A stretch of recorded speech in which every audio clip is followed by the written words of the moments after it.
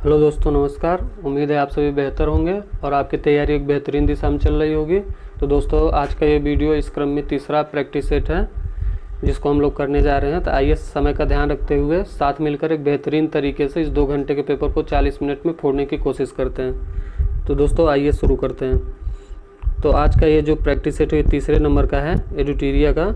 साथ ही आज का ये जो पहला क्वेश्चन है ये है कि हड़प्पा सभ्यता में जूते हुए खेत का साक्ष्य कहाँ मिला है। तो दोस्तों, जूते हुए खेत की बात करें चाहे चूड़ियों की बात करा है, ये दोनों जो दोस्तों कालीबंगा जो कि राजस्थान में पड़ता है वहाँ पे मिला है। जो नेक्स्ट क्वेश्चन कह रहा है अशोक द्वारा कलिंग युद्ध किस वर्ष लड़ा गया था। तो दोस्तों देखिए, जब भी एग्जाम में क्वेश्चन पूछता है, अगर आप प्रेशर में हैं तो आप 61 और 63 में कन्फ्यूज़ हो जाएंगे, लेकिन अगर सब चीज़ सही है तो आप 261 लगा देंगे। लेकिन दोस्तों इससे बचना कैसे, इससे ऐसे बचना कि जब भी आप अशोक लिखेंगे तो इसकी शुरुआत दोस्तों ए से करेंगे और ए की अल्फ़ाबेटिकल जो कोडिंग होती है वो 1 होती है। और तो आप ऐसे ध्यान रखिएगा कि ये 261 है, ना कि 263। ऐसे आप क्रैक कर सकते हैं। चलिए नेक्स्ट क्वेश्चन की ओर हम लोग बढ़ते हैं। आज के जो अगला क्वेश्चन दोस्तों ये कि मौर्य काल में चारागाह के अध्यक्ष को क्या कहा जाता था। तो दोस्तों जब मौर्य काल का समय था उसमें चारागाह के अध्यक्ष को जो है विविता अध्यक्ष कहा जाता था। नेक्स्ट है कि गुप्त काल में पूग किसे कहा जाता था। दोस्तों आपको पता है गुप्त काल के बारे में एक क्वेश्चन बना था कि शासकीय और राजकीय भाषा उसकी क्या होती है, तो जो कि संस्कृत थी। और गुप्त काल में पूग दोस्तों कहा जाता था न्यायालय को, वहाँ के न्यायालय को उस समय पूग कहा जाता था। चलिए नेक्स्ट क्वेश्चन हम लोग देखते हैं कि कह रहा है कौन सी रचना हर्षवर्धन से संबंधित नहीं है।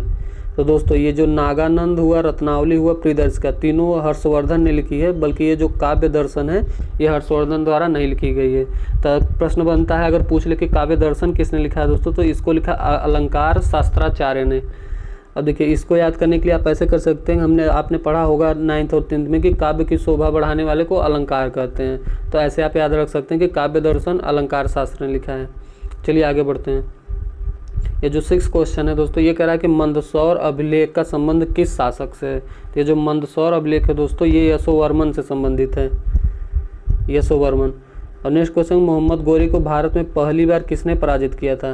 दोस्तों ध्यान रखिए, पहली बार किसने पराजित किया था। ये क्वेश्चन बहुत ही अच्छा क्वेश्चन है। आपको लग रहा होगा पृथ्वीराज चौहान, लेकिन ये बिल्कुल गलत है। ये दोस्तों जो भीम द्वितीय थे इसने मोहम्मद गोरी को सबसे पहली बार पराजित किया था, भीम द्वितीय। तथा आप पृथ्वीराज चौहान से याद रखिए कि मोहम्मद गोरी था जो तराइन का पहला और तराइन का फर्स्ट और तराइन का सेकेंड युद्ध लड़ा था। फर्स्ट युद्ध में तो पृथ्वीराज चौहान ने इसे हरा दिया था और जिंदा छोड़ दिया था, और इसने जो है 1 साल बाद 1192 में आकर जो है पृथ्वीराज चौहान का हरा के बंदी बना लिया था। चलिए आज का जो अगला क्वेश्चन है दोस्तों ये है कि दिल्ली सल्तनत में विद्रोहियों के प्रति दुर्बल नीति किस शासक ने अपनाई थी। दोस्तों ये जो दुर्बल नीति है ये जलालुद्दीन फिरोज खिलजी ने अपनाई थी। साथ ही साथ ये क्वेश्चन पूछता है कि दिल्ली पर सबसे कम समय और ज़्यादा समय तक शासक किसने किया। तो दोस्तों याद रखिएगा जो खिलजी वंश है वो सबसे कम समय तक शासक किया था और तुगलक वंश सबसे ज़्यादा, इसका आप ध्यान रखिएगा। चलिए नेक्स्ट क्वेश्चन हम लोग देखते हैं। नेक्स्ट कह रहा है दिल्ली सल्तनत के किस सुल्तान ने सैनिकों को नकद वेतन, ये दोस्तों अलाउद्दीन खिलजी ने किया था, नकद वेतन देने की शुरू किया था। अगला है कि अद्वैतवाद मत को प्रतिपादक कौन थे। अद्वैतवाद मत का समझ लीजिए कि प्रतिपादक पूछ रहा है कि इसके कौन थे दोस्तों, तो ये याद रखिएगा शंकराचार्य थे। चलिए नेक्स्ट देखिए, नेक्स्ट क्वेश्चन ये कह रहा है कि निम्नलिखित में से किस मुगल बादशाह ने न्याय की प्रसिद्धि जंजीर लगवाई थी। दोस्तों न्याय की प्रसिद्ध जंजीर पूछ रहा है कि किसने लगाई थी। दोस्तों ये जहांगीर ने लगाया था, जहांगीर द्वारा ये 1605 ईस्वी में लगाया गया था, आगरा किले में है, तो ये भी आप ध्यान रखिएगा। चलिए ये नेक्स्ट क्वेश्चन की ओर हम लोग बढ़ते हैं। जो नेक्स्ट कह रहा है कि निम्नलिखित में से किसने दारा सिकोह को लघु अकबर कहा था। तो दोस्तों ये लेनपुल नाम के लोग थे, लेनपुल नाम का एक व्यक्ति था जिसने दारा सिकोह को लघु अकबर कहा था, माने छोटा अकबर। अगला क्वेश्चन है किस सिख गुरु ने सिखों को एक सैनिक संप्रदाय के रूप में परिवर्तित किया था। दोस्तों गुरु हरगोविंद थे। और आपको जानकारी से जो हरगोविंद थे इनको दोस्तों कि अमृतसर की किलेबंदी तथा सिखों को धार्मिक शिक्षा के साथ साथ सैनिक शिक्षा भी प्रदान किया था, तथा सिखों को दोस्तों एक सैनिक संप्रदाय के रूप में इन्होंने परिवर्तित कर दिया था। और ये जो है छठे गुरु थे, ये भी आप ध्यान रखिएगा। जो हरगोविंद थे ये छठे थे। चलिए आगे हम लोग देखते हैं अगला क्वेश्चन कि विजयनगर के किस शासक के काल में अब्दुल रज्जाक ने विजयनगर की यात्रा की थी। ये अब्दुल रज्जाक किसके समय में आया था, इस क्वेश्चन ये पूछ रहा है, तो ये दोस्तों देवराय द्वितीय थे, याद रखिएगा। अगला है कि वांडीवास का युद्ध कब हुआ था। तो ये दोस्तों 1760 में वांडीवास का युद्ध हुआ था। ये सारे क्वेश्चन बिल्कुल 1 लाइनर तरीके से आप याद कर लीजिए, इसका कोई ट्रिक नहीं, जिसका ट्रिक रहेगा उसको बेहतर तरीके से बताने की दोस्तों कोशिश करेंगे। चलिए अगला क्वेश्चन है, अहमद शाह अब्दाली के भारत पर प्रथम आक्रमण के समय मुगल बादशाह कौन था? दोस्तों जब इसने आक्रमण किया था उस समय जो है यहाँ के जो राजा थे वो थे मोहम्मद शाह, बादशाह मोहम्मद शाह थे उस समय। अगला कि प्लासी का युद्ध कब हुआ था? तो दोस्तों प्लासी का युद्ध हुआ था 1757 में। बिल्कुल ये तो याद ही रखिए, हमेशा पूछा जाने वाला क्वेश्चन है। चलिए नेक्स्ट देखिए, नेक्स्ट कह रहा है फैजाबाद में 1857 के विद्रोह का नेतृत्व किसने किया था? ये फैजाबाद का पूछ रहा है 1857। तो उस समय अहमद उल्ला थे दोस्तों जिन्होंने वहाँ का नेतृत्व किया था। चलिए अगला है कि किस इतिहासकार ने बंगाल के 1765 से लेकर 1772 ईस्वी के मध्य कालखंड को डाकू राज्य कहा था? मतलब इस समय को उसने जो डाकू राज्य कहा है तो उसमें लूट मार ज़्यादा होती होगी दोस्तों, इसीलिए इन्होंने जो है डाकू मार कहा है। और किसने कहा था ये आपसे पूछ रहा है। ये थे दोस्तों पडिक्कर, KM पडिक्कर ने इसको जो है डाकू राज्य कहा था। चलिए नेक्स्ट क्वेश्चन देखिए, आपसे कह रहा है कि इकोनॉमिक हिस्ट्री ऑफ इंडिया नामक पुस्तक किसने लिखी है? दोस्तों आपको दादा भाई नौरोजी समझ में आ रहा होगा, लेकिन थोड़ा ध्यान दीजिएगा, इन्होंने नहीं लिखा था। ये दोस्तों रमेश चंद्र दत्त ने लिखा था। रमेश चंद्र दत्त ने लिखा था इकोनॉमिक हिस्ट्री ऑफ इंडिया। साथ ही आप दादा भाई नौरोजी की कुछ 2 पुस्तकें जो हमेशा पूछी जाती है, ये पहला कि पॉवर्टी ऑफ इंडिया, दूसरा poverty and un British rule India. तो दोनों पुस्तक को दोस्तों ध्यान रखिएगा, अक्सर एग्जाम में पूछा जाता है। चलिए नेक्स्ट क्वेश्चन देखिए, कह रहा है किस अधिनियम के माध्यम से भारतीयों की शिक्षा पर 1 लाख रुपए खर्च करने का जो है प्रावधान किया गया था? दोस्तों ये 1813 का अधिनियम था, जिसे चार्टर एक्ट 1813 भी कहते हैं, तो आप याद रखिएगा। चलिए आगे बढ़ते हैं। अगला क्वेश्चन कह रहा है दोस्तों, आत्मीय सभा का गठन किसके द्वारा किया गया था? दोस्तों ये जो आत्मीय सभा कहे या ब्रह्म समाज, दोनों राजा राम मोहन राय के द्वारा किया गया था। साथ ही साथ याद रखिए जो आत्मीय सभा है वो 1814 में इनके द्वारा जो है दोस्तों गठित की गई थी, तथा इन्होंने ही वेदांत सोसाइटी करके एक जो है संस्था का भी गठन किया था। चलिए अगला क्वेश्चन, अलीगढ़ आंदोलन के संस्थापक कौन थे? अलीगढ़ आंदोलन के संस्थापक ये थे दोस्तों सर सैयद अहमद खां, बिल्कुल याद रखिएगा। आगे देखिए 24 नंबर का क्वेश्चन कर रहा है, पागलपंथी विद्रोह किसके नेतृत्व में हुआ था? तो ये जो पागलपंथी विद्रोह है दोस्तों करम शाह के नेतृत्व में हुआ था। अगला है कि 1881 ईस्वी में प्रथम कारखाना अधिनियम किस वायसराय के काल में जो है पारित हुआ था? तो दोस्तों आपने सुना होगा जनगणना के बारे में, जो 1872 में मेयो के काल में और 1881 में रिपन के काल में, तब वहाँ से भी इसको याद कर सकते। ये जो है लॉर्ड रिपन थे। अगला क्वेश्चन है दोस्तों 26 नंबर देखिए, कह रहा है गांधी जी ने दक्षिण अफ्रीका प्रवास के दौरान किस रचना का ये किया था? दक्षिण अफ्रीका प्रवास के दौरान दोस्तों इसने हिंद स्वराज लिखा था, गांधी जी ने इसका प्रकाशन किया था जब वो क्या कहते हैं दक्षिण अफ्रीका प्रवास में थे।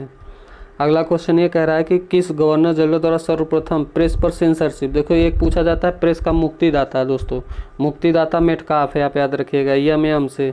और एक पूछा जाता है कि वर्नाकुलर प्रेस एक्ट, तो जब वर्नाकुलर आ जाए दोस्तों तो आप लीटन याद रखिएगा, लीटन।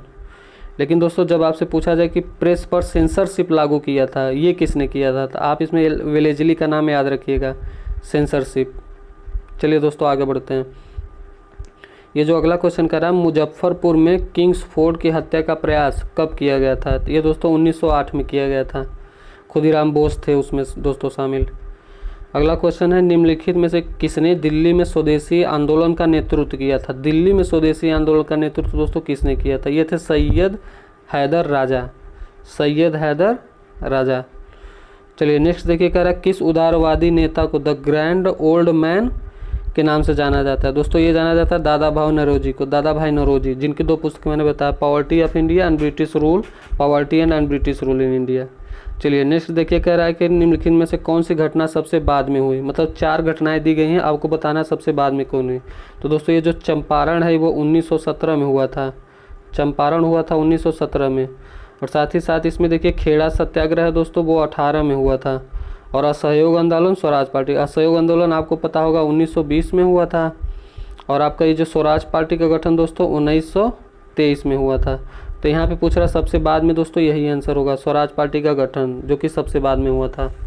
चलिए नेक्स्ट क्वेश्चन हम लोग देखते हैं।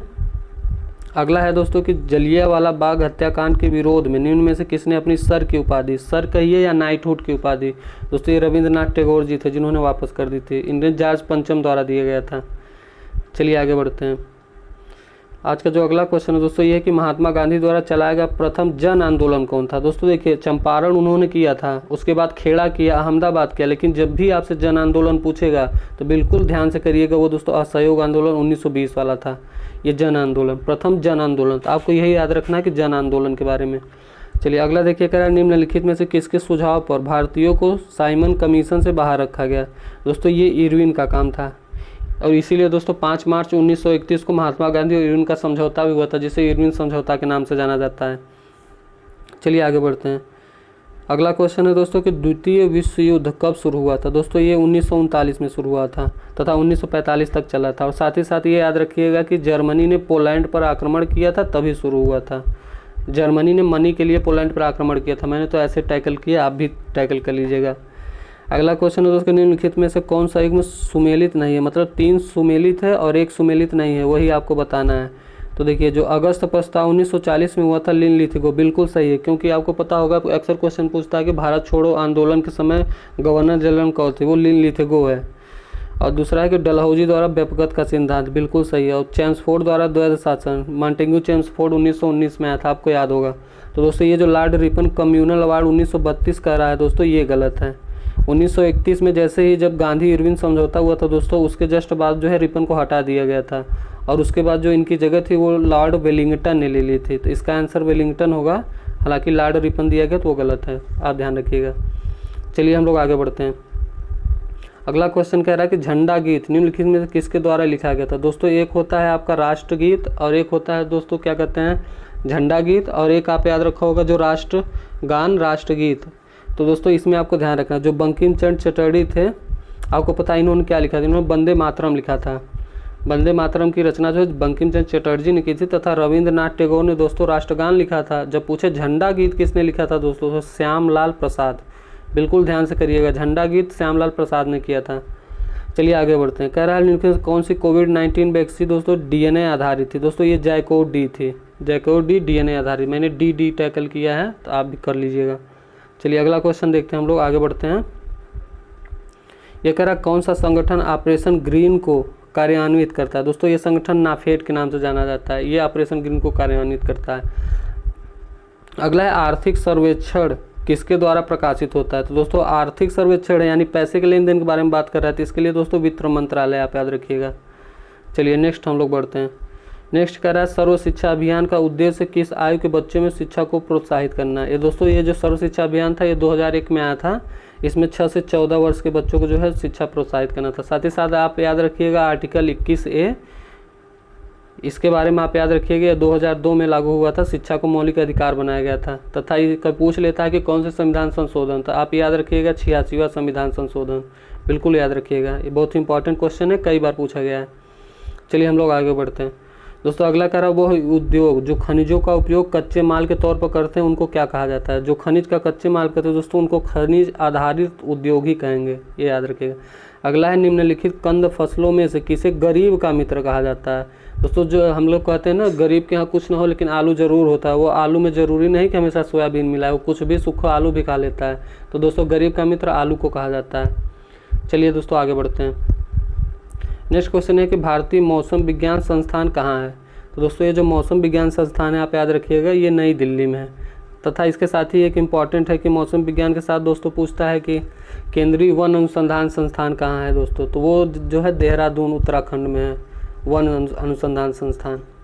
चलिए आगे अगला क्वेश्चन ये देखिए कह रहा है दक्षिण एशियाई क्षेत्रीय संघ सार्क की स्थापना कब हुई थी। दोस्तों सार्क की स्थापना जो है 1985 में हुई थी। साथ ही इसका जो मुख्यालय आप याद रखिएगा काठमांडू नेपाल में पड़ता है। तथा इसमें टोटल 8 देश हैं, भारत के साथ इसमें पाकिस्तान भी शामिल है, ये भी याद रखिएगा। चलिए हम लोग आगे बढ़ते हैं। देखिए 46 नंबर ये कह रहा है दोस्तों निम्नलिखित में से कौन सा सही सुमेलित नहीं है। जो मैकमोहन रेखा भारत चीन ये है दोस्तों। कह रहा है हिंडनबर्ग रेखा जर्मन पोलैंड, ये भी सही है। उसके बाद कह रहा है मैगिनॉट रेखा। दोस्तों ये जो मैगिनॉट रेखा है ये फ्रांस और स्पेन, यही आंसर दोस्तों गलत है। जो मैगिनॉट रेखा वो जर्मनी और फ्रांस है दोस्तों, याद रखिएगा जर्मनी और फ्रांस। तो ये इसका जो है सही सुमेलित नहीं है। और मेन रहीम रेखा ये, लेकिन पूछा दोस्तों मैकमोहन हिंडनबर्ग और मैगिनॉट जाता है, तो आप याद रखिएगा। अगला क्वेश्चन इंदिरा गांधी परमाणु अनुसंधान केंद्र कहाँ स्थित है। ये तमिलनाडु में स्थित है दोस्तों। चलिए नेक्स्ट क्वेश्चन आप ध्यान दीजिएगा। अंडमान और निकोबार द्वीप समूह के कितने द्वीपों का नाम परमवीर चक्र विजेताओं के नाम पर रखा गया है? दोस्तों आपने सुना होगा सुभाष चंद्र बोस द्वीप, सुषमा स्वराज द्वीप। तो ये जो है 21 द्वीपों का नाम जो है दोस्तों इन्हीं के नाम पर रखा गया है, याद रखिएगा। नेक्स्ट है दुनिया की पहली तरल हाइड्रोजन संचालित नौका का नाम क्या है? तरल हाइड्रोजन संचालित नौका जो कि दुनिया की पहली है, तो आप इसका नाम याद रखिए, ये जो है MF हाइड्रा है, MF हाइड्रा। चलिए आगे बढ़ते हैं। अगला क्वेश्चन है कि भारतीय अंतरिक्ष अनुसंधान इसरो ने अपने 12 वर्ष पुराने उपग्रह मेघा ट्रॉपिक्स को किस महासागर में गिराया है? दोस्तों ये जो मेघा ट्रॉपिक्स है इसके जो दोस्तों 3 वर्ष के लिए भेजा गया था कि हम इसका 3 वर्ष जो है इसको काम में लेंगे, लेकिन दोस्तों इसने 12 वर्ष तक सेवा किया और इसके बाद इसको प्रशांत महासागर में गिराया गया। यही वजह है कि ये क्वेश्चन बना है, क्योंकि 3 वर्ष का था लेकिन 12 वर्ष इसने काम किया। चलिए दोस्तों आगे बढ़ते हैं। अगला कह रहा है सात्विनी राबुका किस देश के नए प्रधानमंत्री बने हैं? दोस्तों ये फिजी के बने हैं। आगे देखिए 52 नंबर का क्वेश्चन है कि ऑस्ट्रेलिया ओपन 2023 के विजेता कौन है? दोस्तों ये नोवाक जोकोविच थे। आपको याद होगा कि 4 जो है ये 4 ओपन होता है दोस्तों, जिसमें आप अफवाह से याद कर लीजिएगा। अभी देखिए हम बताते हैं अफवाह से क्या मतलब हुआ। अफवाह का मतलब दोस्तों हुआ ए से हो जाता है आपका ऑस्ट्रेलियन ओपन, एफ से हो जाता है फ्रेंच ओपन, और डब्ल्यू से हो जाता है विंबलडन, और ए से हो जाता है अमेरिकन ओपन। तो अभी हाल ही में ऑस्ट्रेलियन ओपन 2023 हुआ जिसमें जो है नोवाक जोकोविच जीते थे, इसका आंसर होगा। अब देखिए दोस्तों अगला क्वेश्चन ये कह रहा है कि हाल ही में किस भारतीय संस्थान ने कृत्रिम हृदय तैयार करने में जो है सफलता हासिल की है? तो दोस्तों इसका जो सही आंसर होगा वो होगा कानपुर। मैंने याद ऐसे किया कि कानपुर में देखिए कान आता है, ये भी शरीर का भाग है और हृदय भी शरीर का भाग है।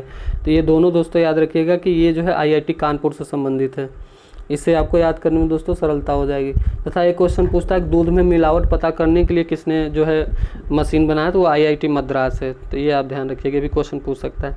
चलिए आगे 54 नंबर देखिए कह रहा है किस वर्ष तक भारत ऊर्जा स्वतंत्रता प्राप्त करने का लक्ष्य निर्धारित किया है? देखिए दोस्तों जब ऊर्जा स्वतंत्रता की बात करेगा तो ऊर्जा स्वतंत्रता का जो लक्ष्य रखा गया है दोस्तों, ये रखा गया है आपका 2030, 2040, 2070, 2047।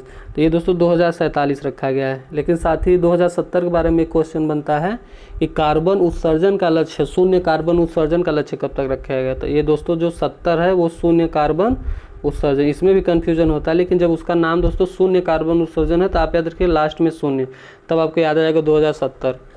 चलिए आगे बढ़ते हैं, आइए 55 की ओर चढ़ते हैं हम लोग। ये 55 नंबर का क्वेश्चन कह रहा है कि मृदु ऊतक किस प्रकार का है? तो दोस्तों ये जो मृदु ऊतक होता है वो होता है सरल ऊतक का एक प्रकार होता है, याद रखिएगा। अगला कूट का क्वेश्चन है तो थोड़ा ध्यान से करिएगा। कह रहा है निम्न कथनों पर विचार करिए। कवक में क्लोरोफिल का अभाव होता है, बिल्कुल होता है। अगला कह रहा है मशरूम ब्रायोफाइटा के अंतर्गत है। शैवाल संवहनी पौधा थैलोफाइटा वर्ग के पौधों का शरीर जड़, तना और पत्तियों में विभेदित नहीं रहता है। तो जो इसका सही आंसर होगा दोस्तों वो होगा 1 और 4, यानी सही कथन पहला और चौथा है, बाकी ये दोनों गलत हैं, तो आप ध्यान रखिएगा। आगे आइए बढ़ते हैं दोस्तों। 57 नंबर क्वेश्चन है कि संक्रमित पेयजल से फैलने वाला रोग कौन सा है? हेपेटाइटिस, टिटनेस, मलेरिया, मोटापा। तो दोस्तों आप बताइए संक्रमित मतलब एक तरीके से आप कहें कि संक्रमण भी याद रखिएगा, संक्रमित रोग कौन सा है? तो वो हेपेटाइटिस होता है। मोटापा, मलेरिया, टिटनेस इसका लेना देना नहीं है। चलिए अगला है दुधारू पशुओं का रोग एंथ्रेक्स होता है, किससे होता है? फंगस से होता है, कृमि से, वायरस से, बैक्टीरिया से। तो ये दोस्तों बैक्टीरिया से होने वाला एक रोग है जो दुधारू पशुओं को होता है। चलिए अगला क्वेश्चन आप देखिएगा 59 नंबर का। ये कह रहा है रसांकुर पाया जाता है। तो दोस्तों जो रसांकुर है वो आपका छोटी आंत में पाया जाता है, इसका आंसर होगा छोटी आंत। अगला है कि अवायवीय श्वसन कोशिका के किस भाग में होता है? देखो दोस्तों जब वायवीय क्वेश्चन होता है उसके लिए तो माइटोकॉन्ड्रिया है दोस्तों, लेकिन जब वायु नहीं रहता है मतलब ऑक्सीजन नहीं रहता है तो अवायवीय श्वसन होता है। तो पूछ रहा है यह श्वसन कोशिका के किस भाग में होता है? तो दोस्तों जो ये श्वसन है ये कोशिका द्रव्य में होता है। बहुत इंपॉर्टेंट क्वेश्चन और बहुत ही ध्यान से आपको करना पड़ेगा ये क्वेश्चन। चलिए आगे आइए। नेक्स्ट क्वेश्चन कह रहा है जब फाइब्रिनोजन प्लाज्मा से अलग होता है तो फाइब्रिनोजन रहित प्लाज्मा को क्या कहते हैं? तो दोस्तों उसको सीरम कहते हैं। अगला है एस्ट्रोजन स्रावित होता है किससे? तो दोस्तों 2 जो है स्रावित होते हैं, एक एस्ट्रोजन एक प्रोजेस्टेरॉन। तो दोस्तों जो प्रोजेस्टेरॉन है उसमें P for progesterone, P for आप याद रखिएगा कि पर्सन कह दीजिए, पर्सन माने व्यक्ति होता है, यानी हमने पर्सन माने पुरुष से याद किया है कि जो प्रोजेस्टेरॉन होता है वो पुरुष का होता है और एस्ट्रोजन जो होता है वो दोस्तों महिला द्वारा होता है। लेकिन ये पूछ रहा है स्रावित कहाँ से होता है? तो दोस्तों ये स्रावित होता है अंडाशय से, तो आप याद रखिएगा इसका आंसर अंडाशय होगा। 63 देखिए क्या कह रहा है कि नर युग्मक तथा मादा युग्मक के संयोग से क्या बनता है? शुक्राणु ये दोस्तों जाइगोट बनता है। बहुत ही पुराना क्वेश्चन है, आपको याद ही होगा जहाँ तक मुझे लगता है। अगला देखिए, मूल भौतिक राशियाँ कितनी होती है? दोस्तों ये 7 राशियाँ होती है और इनके तथा 7 मात्रक भी होते हैं। 65 नंबर देखिए क्या कह रहा है, ये कह रहा है कौन सा कथन जो है असत्य है, यानी 3 कथन सत्य है। ये क्वेश्चन थोड़ा दोस्तों मुझे कन्फ्यूजन वाला लगा, इसका जो आंसर दिया अभी हम आपको बता रहे हैं, ध्यान दीजिएगा। कह रहा है दूरी में केवल परिमाण होता है। कह रहा है कौन सा असत्य है? दोस्तों ये तो सत्य है, विस्थापन अदिश नहीं दोस्तों, विस्थापन सदिश होता है, तो ये गलत है। विस्थापन की दर को त्वरण कहते हैं दोस्तों, विस्थापन की दर को जो है वो वेग कहते हैं, ठीक है दोस्तों। और जो है वेग परिवर्तन की दर को त्वरण कहते हैं। तो एक तरह से देखा जाए ये भी गलत है, ये भी गलत है। तो इसका चौथा ऑप्शन उपयुक्त सभी देने का क्या मतलब है? तो ये थोड़ा डाउट वाला क्वेश्चन है, इसको आप ध्यान रखिएगा। डाउट का मतलब इसका जो आंसर है पहला सही है, लेकिन फिर भी कह रहा है उपयुक्त सभी, तो इसमें आप ध्यान रखिएगा।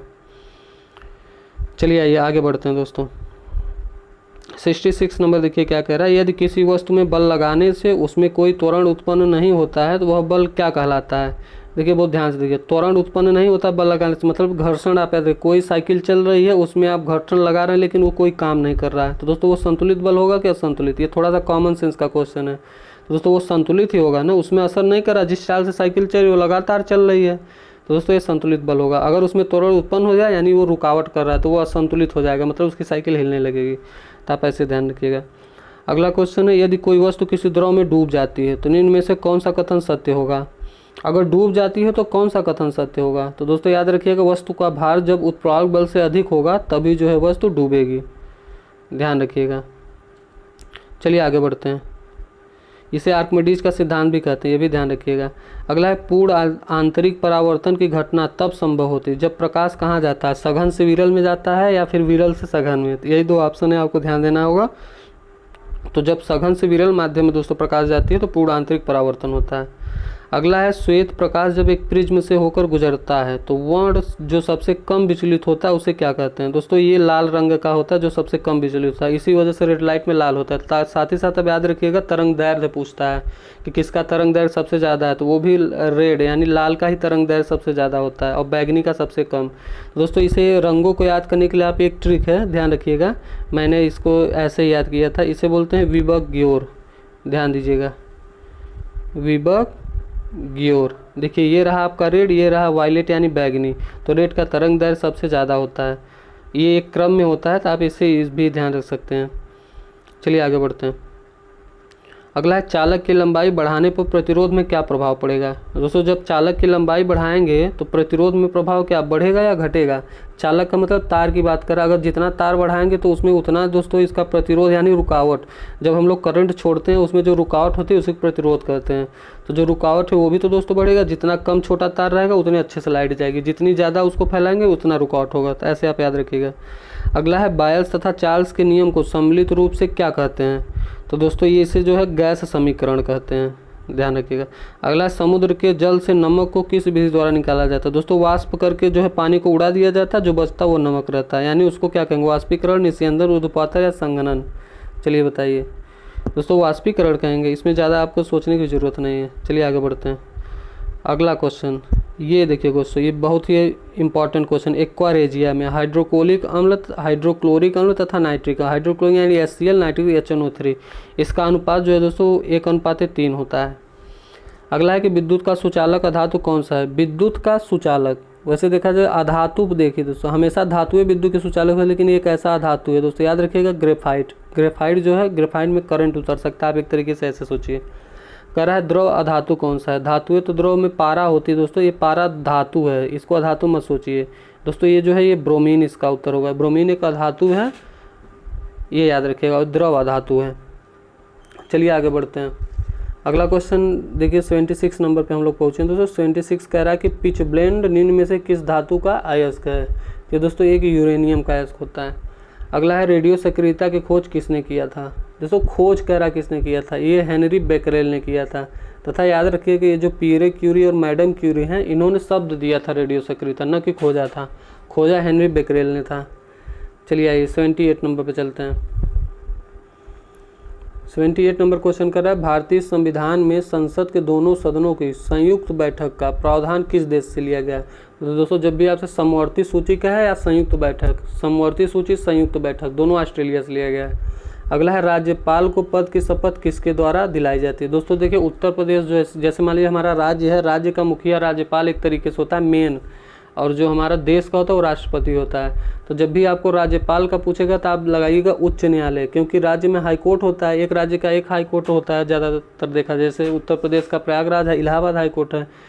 और जब आपका केंद्र में यानी राष्ट्रपति को पद की शपथ की बात करेगी तो वो आपका भारत के मुख्य न्यायाधीश, जो सुप्रीम कोर्ट के मुख्य न्यायाधीश होते हैं, वो दिलाते हैं। तो राज्यपाल है, इसलिए आप याद रखिएगा हाई कोर्ट के मुख्य न्यायाधीश। चलिए आगे बढ़ते हैं। 80 नंबर क्वेश्चन ध्यान रखिए, कह रहा भारतीय संविधान के किस संशोधन अधिनियम द्वारा पंचायती राज व्यवस्था को संवैधानिक दर्जा दिया गया था? दोस्तों ये 73वां था। इसके याद 73वां तथा भाग याद रखिएगा कि भाग 9 में पंचायती राज व्यवस्था है। इसको याद करने का ऐसे कर सकते हैं कि चल भाग पंचायत ना कर, चल भाग पंचायत ना कर, ना कर का मतलब भाग 9 में और पंचायत है, ऐसे आप याद रखिएगा। अगला है कि संघ लोक सेवा आयोग की रिपोर्ट किसको प्रस्तुत करनी होती है? दोस्तों जो संघ लोक सेवा आयोग होता है वो अपनी रिपोर्ट जो है पहले राष्ट्रपति को देता है, उसके बाद राष्ट्रपति जो है दोस्तों संसद को देता है। तो इसका आंसर होगा राष्ट्रपति, याद रखिएगा। चलिए 82 की ओर हम लोग बढ़ते हैं। 82 का रहा, निम्नलिखित किस अधिनियम द्वारा भारत में प्रांतों की स्वायत्तता प्रदान की गई थी? प्रांतों की जो स्वायत्तता थी दोस्तों, ये भारत सरकार अधिनियम 1935 का है तथा इसी के द्वारा संविधान में बहुत सारे महत्वपूर्ण जो है कदम उठाए गए थे। संविधान में भी इसका बहुत बड़ा योगदान है, आप याद रखिएगा, संविधान बनने में।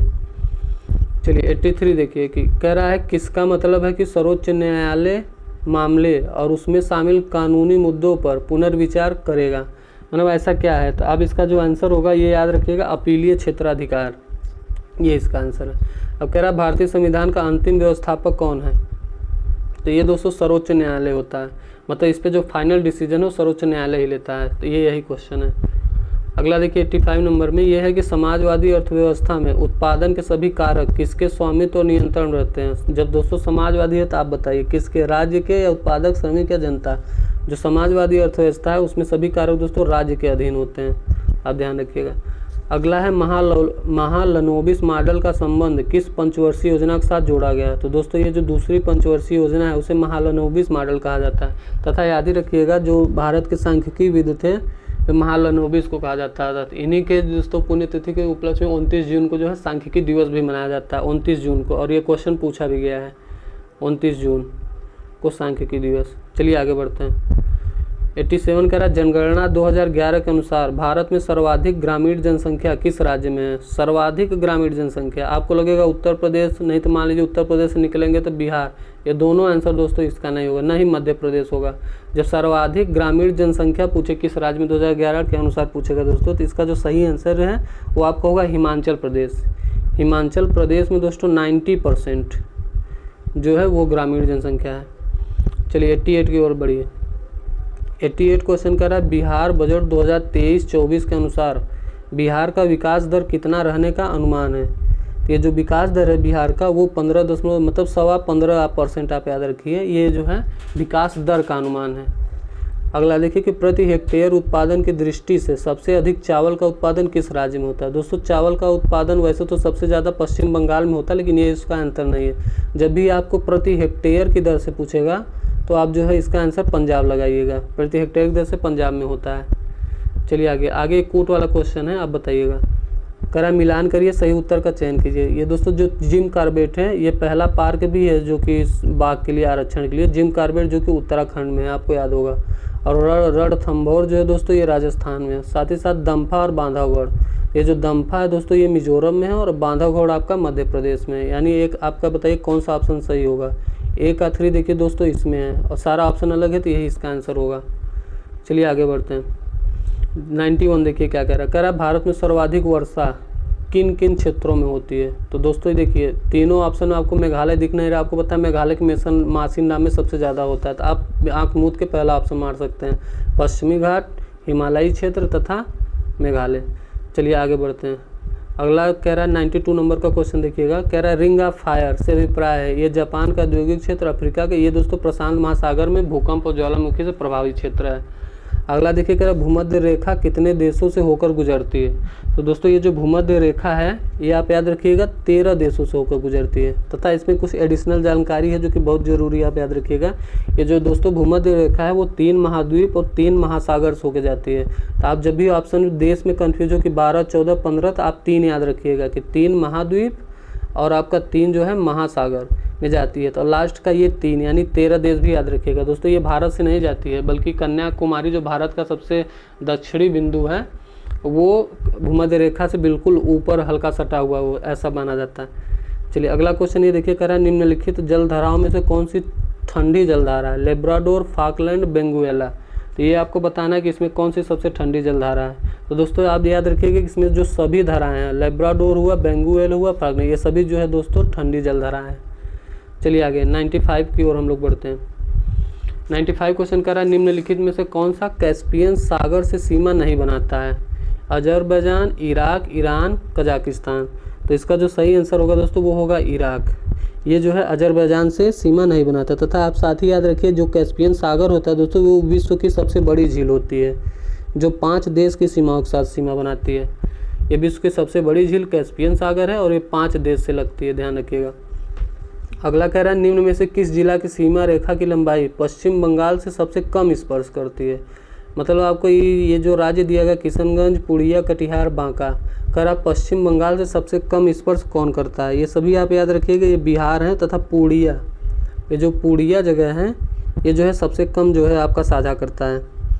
तथा पुड़िया जिला आप ये भी याद रखिए पश्चिम बंगाल के साथ जो है ये सीमा थोड़ा सा साझा करता है और वो भी सबसे कम। चलिए आगे बढ़ते हैं। 97 नंबर का क्वेश्चन देखिए।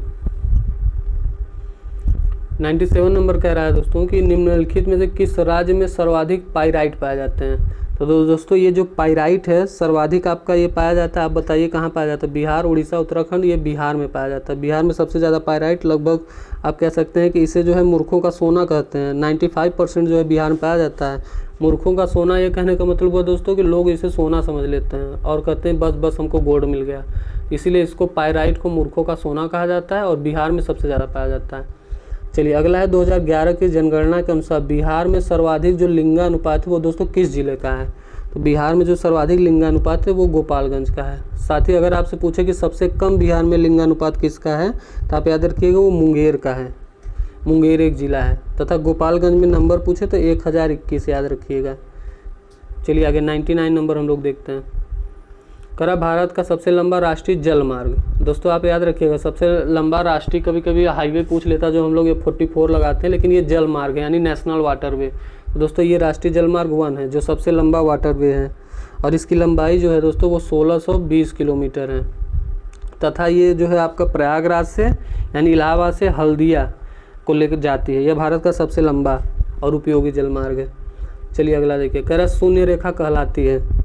ये जो शून्य रेखा है दोस्तों वो त्रिपुरा और बांग्लादेश के बीच की एक रेखा है जो शून्य रेखा कहलाती है, याद रखिएगा। ये क्वेश्चन भी कई बार पूछा गया है, त्रिपुरा और बांग्लादेश शून्य रेखा। चलिए आगे हम लोग अब दोस्तों मैथ और रीजनिंग के क्वेश्चन को देखेंगे। जो बताने लायक क्वेश्चन होगा उसको दोस्तों सॉल्व कराएंगे और जो सरल क्वेश्चन होगा उसका आंसर बता देंगे, आप अपने से सॉल्व कर लीजिए। जैसे ये देखिए ये जो 101 नंबर का क्वेश्चन है ये बिल्कुल इजी क्वेश्चन। कह रहा है 80 का 50% का 90%, यानी आपको इसमें कुछ करना नहीं है। 80 लिखना है, उसका 50 यानी 50/100 करना है।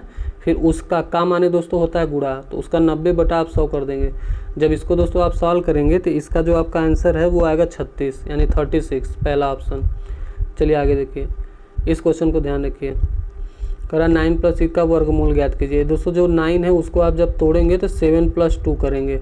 तो ये जब 7 + 2 कर देंगे तो और ये 2 ब्रैकेट में जो √14 है उसको √7 × √2 आप कर देंगे, √2। जब ऐसा करेंगे तो ये आपका एक द्विघात समीकरण मतलब a + b का आपने होल स्क्वायर सुना है ना, उसका एक प्रकरण बन जाएगा, मतलब उसका एक समीकरण बन जाएगा। तो आपसे वहाँ से स्क्वायर हटा के इसका एक पक्ष ले लेंगे। तो जो इसका जो सही आंसर होगा दोस्तों वो √2 + √7 होगा। तो आप ध्यान रखिएगा। चलिए अगला क्वेश्चन करें। एक तैराक धारा के प्रतिकूल 30 किलोमीटर, अनुकूल 40 मिनट की दूरी तय करता है। यदि प्रत्येक स्थिति में उसे 5 घंटे लगते हैं तो धारा की गति ज्ञात कीजिए। यह निकालने के लिए दोस्तों धारा की प्रतिकूल गति को आप 30/5 करेंगे, क्योंकि 5 घंटे लगता है तो प्रतिकूल जो गति है वो 6 किलोमीटर/घंटा आ जाएगा। तथा अनुकूल करेंगे तो आपको 40/5 करना पड़ेगा, तो आपको 8 किलोमीटर/घंटा आ जाएगा। अब जब आपसे औसत चाल पूछे तो दोस्तों औसत चाल का आपको पता है अनुकूल गति माइनस प्रतिकूल बटा 2 कर देंगे, तो इसका जो आंसर आएगा वो 1 किलोमीटर प्रति घंटा आएगा। आप सॉल्व कर लीजिएगा। चलिए आगे 104 नंबर के क्वेश्चन को देखिए। करा एक्स और वाई दो अनुपूरक कोण है, एक्स 7 8 है तो वाई माइनस एक्स का मान ज्ञात कीजिए। दोस्तों अनुपूरक कोण और एक संपूरक कोण, जो अनुपूरक कोण होता है दोस्तों वो एक्स में जब आप वाई अनुपूरक कोणों का आप याद रखिए कि जो अनुपूरक कोण होते हैं उनका सम दोस्तों 180 अंश होता है, मतलब उनको आप जब ऐड करेंगे तो 80 हो जाएगा। अब देखिए अब ये कह रहा है कि 7:8 यानी 7x और जब 8x आप दोनों को करेंगे तो ये 15x हो जाएगा और इसका इक्वल में आ जाएगा आपका 180 अंश। तो जब आप x की वैल्यू दोस्तों निकालेंगे तो x की वैल्यू 15 से काटेंगे तो 15 1 का 15 और 15 दूना 30 यानी x की वैल्यू 12 आ जाएगी। तो जब x की 12 आ जाएगी तो आप 7 में 12 और 8 में 12 करके x और y की वैल्यू निकालेंगे, फिर y में से x को घटा लेंगे। तो जो इसका सही आंसर आएगा दोस्तों वो आएगा 12 डिग्री यानी डी। आप ऐसे सॉल्व कर लीजिएगा। चलिए अगला देखिए। करा मेस में 36 उम्मीदवारों के लिए 7 दिन का पर्याप्त भोजन है। 6 उम्मीदवारों ने 2 दिन बाद परिसर को छोड़ दिया, बचा हुआ भोजन कितने दिन चलेगा। आप देखिए पहले दोस्तों याद रखिए पहले 36 लोग थे जिनको 7 दिनों का जो है भोजन था। उसके बाद ये कह रहा है कि 6 उम्मीदवार ने 2 दिन बाद परिसर छोड़ दिया। 2 दिन बाद छोड़ा है ना, लेकिन 2 दिनों तक तो दोस्तों 36 लोगों ने खाया है। तो आप इसको करिए 36 लोगों ने 2 दिन तक तो पूरे लोगों ने खाया है, प्लस अब कह रहा है कि 2 दिन बाद यानी इतने दिन 36 लोगों ने खाया है और 2 दिन बाद जो है 6 लोगों छोड़ दिए यानी बचे कितना 30 लोग। तो कह रहा बचा हुआ भोजन कितने दिन चलेगा, तो बचा हुआ भोजन आप मान लीजिए दोस्तों डी दिन चलेगा या x दिन जो भी। तो उसके बाद जब आप ये समीकरण जो है जब आप सॉल्व करेंगे तो आपको इसका आंसर जो है मिल जाएगा। चलिए दोस्तों आगे बढ़ते हैं। तो जो इसका आंसर भी आप ले रखिए, जो इसका आंसर आएगा वो आएगा 6 यानी 6 दिन तक चलेगा।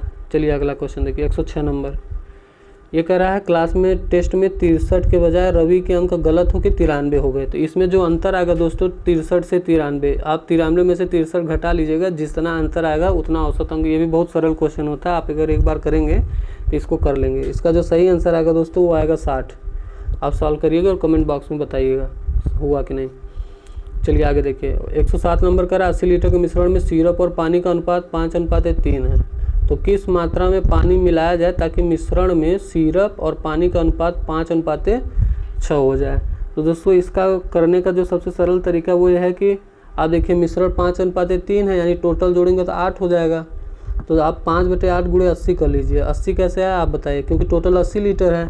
तो 5 और 3 में जब आप दोस्तों पानी मिलाया जाए सिरप और पानी का अनुपात 5:6 हो जाए। सिरप और पानी दिया, तो जब आप सिरप निकालेंगे कितना दोस्तों, तो आप देखिए आप करेंगे 5/8 क्योंकि ये टोटल जोड़ेंगे, उसके बाद 80 में आप गुणा कर देंगे तो 10 × 5 = 50 यानी 50 आपका क्या आ जाएगा 50 लीटर सिरप आ जाएगा।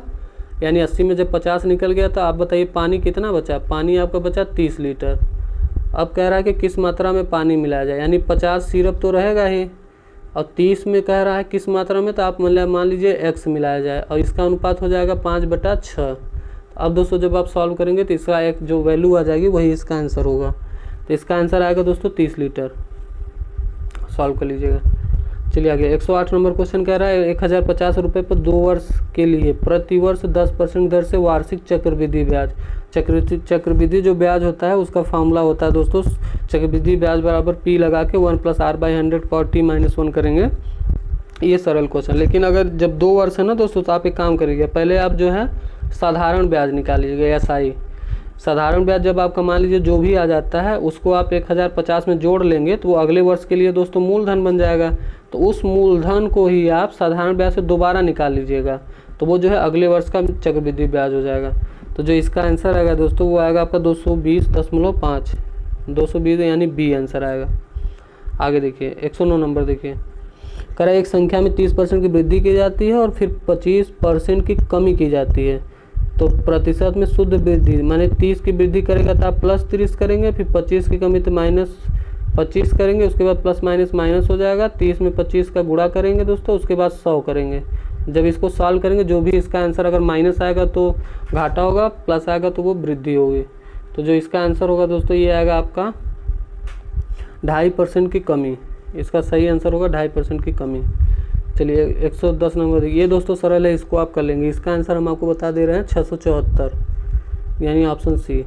चलिए देखिए 2 बहनों की वर्तमान आयु का अनुपात 5:4 है। 4 वर्ष बाद उनकी आयु 11 और 9 हो जाती है, यानी 5 में 6 ये इधर जुड़ जाती है, 4 में 5 ये उधर जुड़ जाती है। तो छोटी बहन की वर्तमान आयु, तो इसको आप साल का लीजिएगा। इसका जो सही आंसर है वो 32 यानी 32 आएगा। चलिए दोस्तों आगे बढ़ते हैं। ये देखिए रैंकिंग का क्वेश्चन आ गया रीजनिंग का। निम्नलिखित से अंक श्रेणी में लुप्त संख्या ज्ञात कीजिए। 21, 30, 160 और 459। तो जो इसका आंसर आप करेंगे दोस्तों, जब 21 में आप 9 जोड़ेंगे तो वो 30 हो जाएगा, प्लस 9 जोड़ेंगे 30 हो जाएगा। और उसके बाद दोस्तों जब 30 में आप 130 जोड़ेंगे, कितना 130, तो ये 160 हो जाएगा। और जब 160 में आप क्या जोड़ेंगे 299, तो 200 जब आप 99 जोड़ेंगे दोस्तों तो ये आपका हो जाएगा 459। यानी देखिए बढ़ा किस स्तर से, जब आप 9 और 130 में जाइए, जब 130 में से दोस्तों आप 9 घटाएंगे तो 121 आएगा, यानी 11 की स्क्वायर।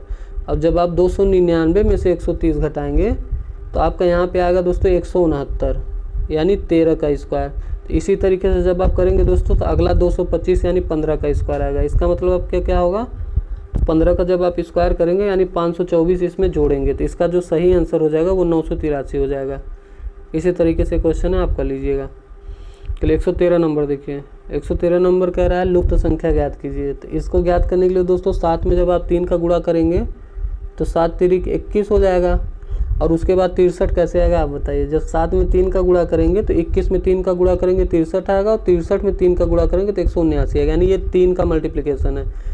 जब इसको देखेंगे 3 में 5 का गुणा 15, 15 में 5 का गुणा 75, और 75 में जब आप 5 का गुणा करेंगे तो वो 375 आ जाएगा। इसी तरीके से इसमें देखिए 3 चौका 12, 12 चौका 48, यानी 4 का जब आप मल्टीप्लाई करेंगे 48 में तो आपका 192 इसका सही आंसर होगा, ए नंबर। चलिए आगे देखिए 114 नंबर देखिए। कह रहा है श्रृंखला क्रम दिया गया है, गलत संयोजन का जो है पहचान करिए कि कौन सा गलत है। तो दोस्तों जब आप इसको आगे से नहीं इसको इधर से शुरू करेंगे तो आप देखेंगे 94 से जो 105 हुआ है इसमें जो है दोस्तों कितने का प्लस हुआ है, 11 प्लस हुआ है, तथा 105 में 122 में 22 हुआ है। ऐसे करते जाएंगे तो दोस्तों आपको 33, 44, 55 और 66, जब ऐसे चलेगा तो ये जो 262 आया दोस्तों ये आपका गलत है, यहाँ 259 आना चाहिए। तो इसका जो सही आंसर होगा वो होगा कौन सा, 262, यानी ये जो है अपने स्थान पे गलत है। 115 नंबर देखिए। 115 नंबर दोस्तों कह रहा है कि किस कोड भाषा में गिफ्ट को 168 और तथा ग्रेट को 225। तो इसको आप कैसे करेंगे, देखिए जी की जो कोड होती है दोस्तों वो तो 7 होती है। तो आप ऐसे याद रखिएगा कि जब आप 7 और आई की कोड होती है 9, 7 + 9, और एफ की कोड होती है 6 और टी की कोड होती है दोस्तों 20। जब इसको आप इन चारों को प्लस करेंगे, प्लस करने के बाद ये 4 अक्षर है तो इसमें 4 का मल्टीप्लाई कर देंगे तो आपका 168 आ जाएगा। ध्यान से सुनिएगा 168।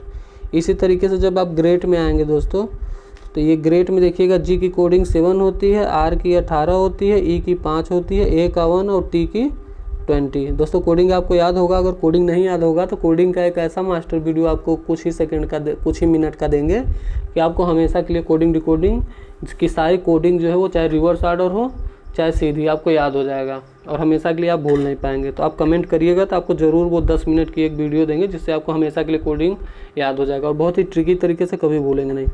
तो जब दोस्तों आप इसको जब आप ऐड करेंगे और उसमें 5 है तो 5 से मल्टीप्लाई करेंगे तो जो आएगा ये दोस्तों 255 आ जाएगा, यानी ये। इसी तरीके से जब आपको गॉड को पूछे तो आप याद रखिए गॉड को आप क्या करेंगे, जी का 7 होता है, ओ का 15 होता है, डी का 4, यानी इसको ऐड करेंगे 7 4 11, 11 और 15 हो जाता है 26, और 26 में जब आप 3 का मल्टीप्लाई करेंगे तो देखिए लास्ट में 8 कौन से ऑप्शन में है, तो ये 3 6 18 के 8 का हासिल 3 2 6 1 7 यानी 78।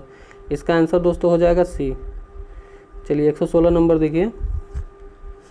116 कह रहा है कि 4 अक्षर समूह दिए गए हैं जिनमें से 3 किसी प्रकार से समान है और एक भिन्न है। तो देखिए कैसे 3 प्रकार समान और भिन्न, उस भिन्न का जो है दोस्तों आपको पता करना है। तो आप याद रखिएगा जो b है इसमें से जब b में से आप -6 करेंगे तो v से विपरीत e और इसका ये, तो ये जो आपका ऐसे रखिए इसमें जो सीरीज बन रहा है वो ऐसे बन रहा है कि आप लास्ट में देखिए तो जो v है उसका रिवर्स e होता है, तथा ये देखिए इस जो p है उसका रिवर्स बीच में k होता है, और ये जो j है इसका जो रिवर्स ऑर्डर में q होता है, मतलब j का उल्टा q, v का उल्टा e, p का k। लेकिन जो c है दोस्तों इसका उल्टा x होता है, c का उल्टा x, लेकिन यहाँ पे k दिया गया है। तो ऐसे आप इसको टैगल कर सकते हैं। इसका आंसर बी जो कि समूह में निश्चित नहीं है। चलिए आगे 117 नंबर देखिए। ये कह रहा है एक निश्चित कूट भाषा में क्यू को इतना लिखा रूप में लिखा जाता है, कूट भाषा में डबल को कैसे लिखा जाएगा।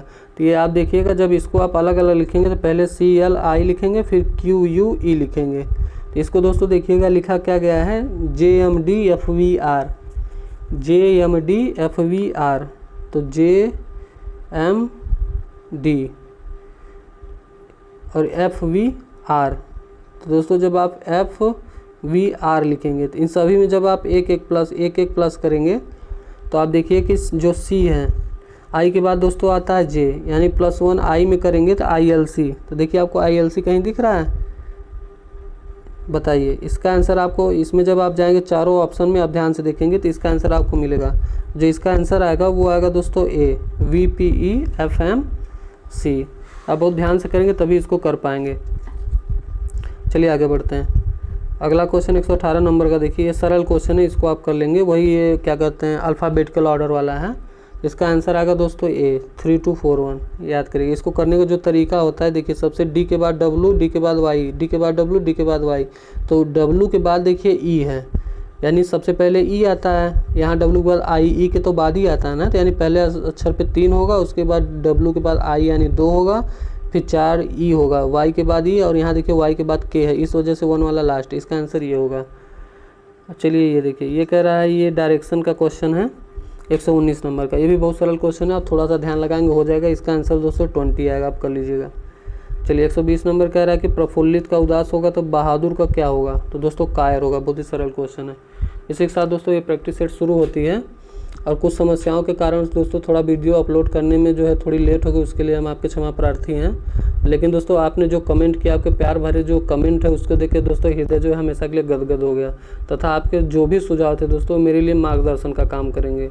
और आने वाले समय में दोस्तों और बेहतरीन तरीके से जो है हम प्रैक्टिस सेट कराएंगे, और बहुत जल्द आपको सारी वीडियो आप अपलोड करेंगे, आप लोग देख लीजिएगा।